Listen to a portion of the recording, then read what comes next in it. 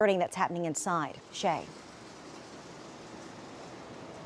Good afternoon to you, Randy. Yeah, the state pretty much started out their closing arguments by saying that Daniel Valley's last words while alive was, "Please put the guns down." The state says the two then deputies, Isaac Hughes and Jonathan Lewis, began firing off at least 26 shots that February night in 2022, striking 34-year-old Valley at least 8 times. Now, the state says a justifiable homicide has to be reasonable, imminent, and necessary, all of which they say was just not the case in the shooting death of Valley.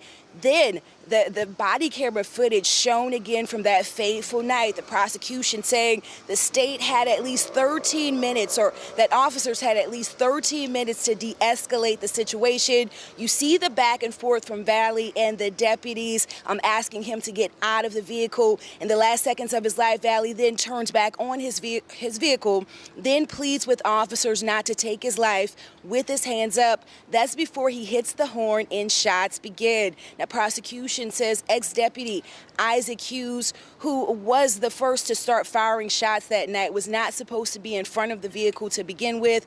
Officers are taught not to do this. Now, prosecution says ex-deputy Jonathan Lewis simply fired out of sympathy, although he was not in danger, and neither deputy ever saw a weapon or the vehicle actually begin to move. Now, after closing arguments from the state, the court went into a brief recess. Currently, defense attorneys are actually providing their closing arguments. Currently, defense attorneys are saying, just pretty much talking about how both the deputies stood their grounds, were just getting out and about to go back in to continue listening to these closing arguments from defense. And of course, I'll have much more on this at 4, 5, and 6. Reporting live from Gretna, Shay O'Connor, WDSU News. Shay, thank you so much for that. Meanwhile, new